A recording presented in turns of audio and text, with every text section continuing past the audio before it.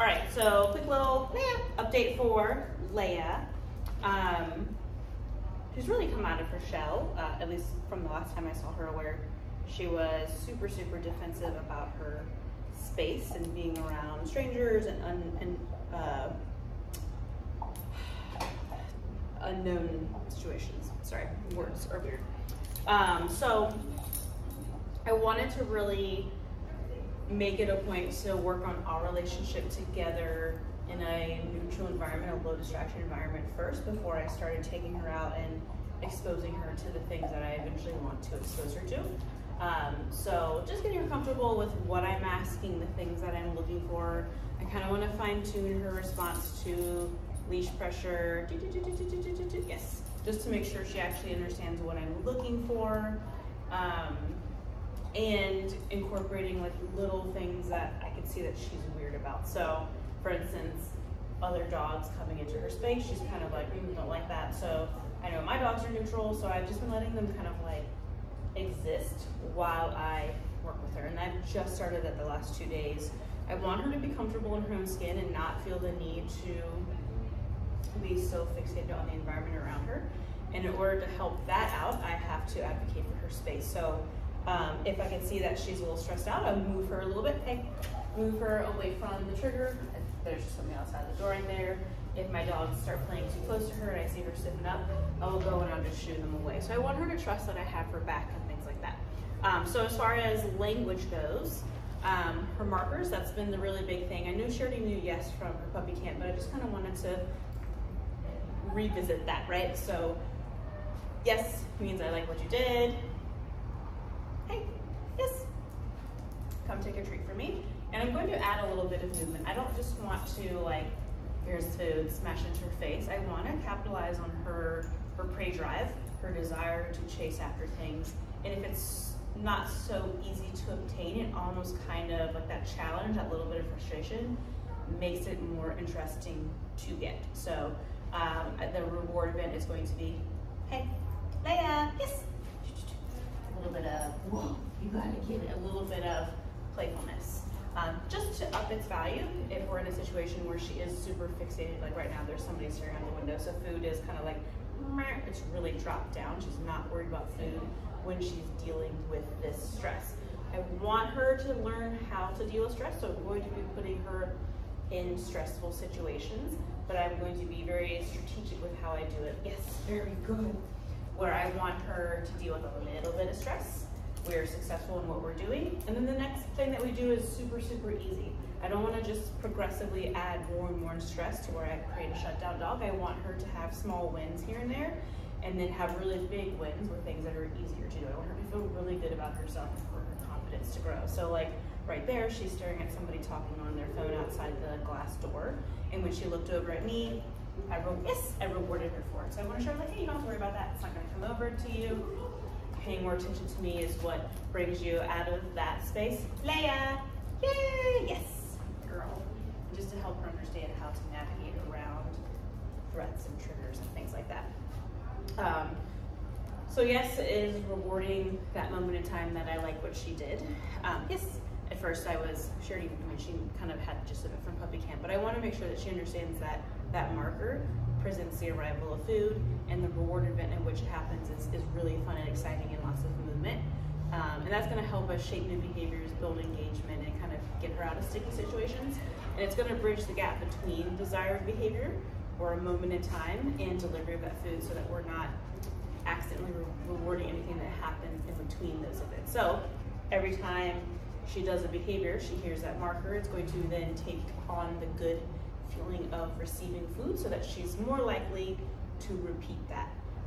And then we have duration markers. So sit, good, is implying I like what you did, keep doing it. This one I want there to be a little bit more stability in it. Good, so I'm going to pay her in behavior because I want her to continue to do that.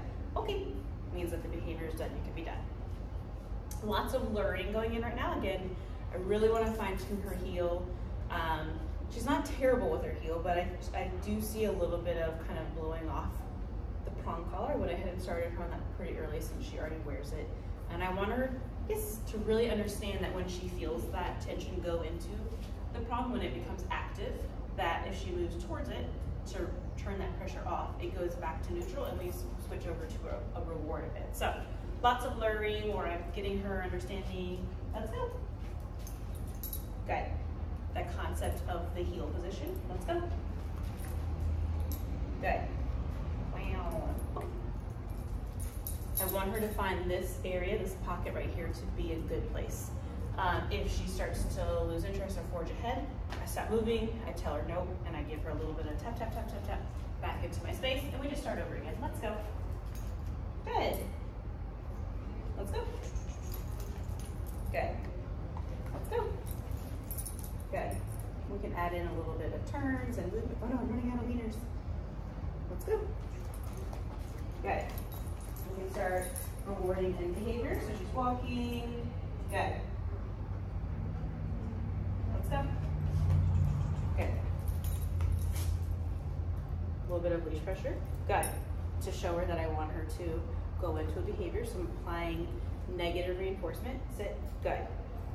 Very good. That pressure comes off when she does the thing that I'm looking for, and we switch back over to reward. Okay. So a couple of different things. Like again, I'm wanting her to find this a good place to be. I'm more often rewarding her after I lure her back into a sit. I want her to move with me. So if I stop, she goes into a sit and she waits for me to step off again.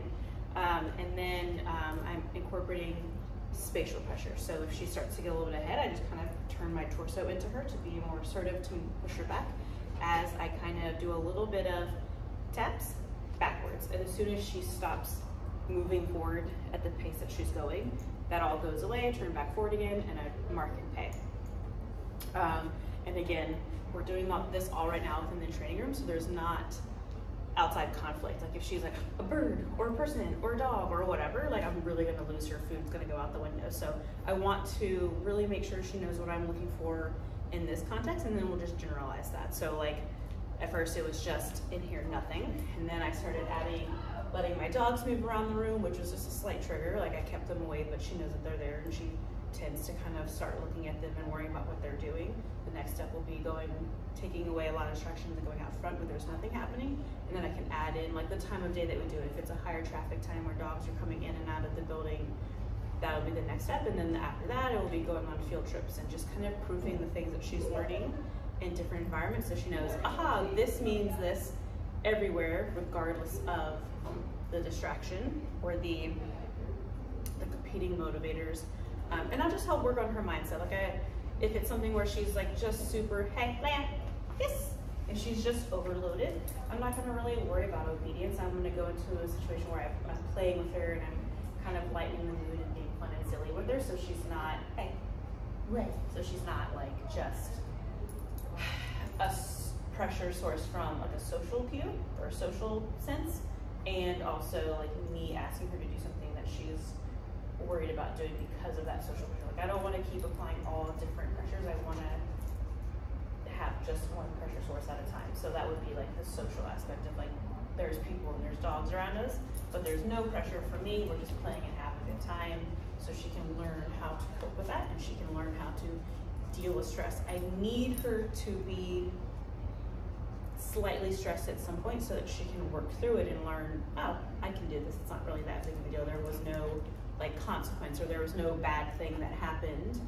when I dealt with that stress, and I survived and came out on the other side. So a little frustration is good, a little bit of stress is good to motivate progress. Otherwise, we stay in the stagnant area where if we isolate her, then she never experiences anything, she never learns how to deal with stress, and then she's just a little nervy girl for her whole life. So I want her to learn how to deal with all those things, and she's getting more comfortable with touch and things like that. I can tell that she actually seems to a little bit more crave it now. When she was the puppy, like that was, she didn't want to be pet, like, so that was fine. Even like me trying to get her to come out of the shell before, petting was not what was the key to that. She just wanted space. So she's not so demanding of space now. Like she'll come and she'll hang out with me and sit in my lap and things like that. So a lot of that is, what's the word? That is like maturity, and then probably a lot of what you've been doing with her. So great job. If you have any questions, do not hesitate to reach out and ask them, and I will answer them, hopefully. All right, girl, go knock the thing over.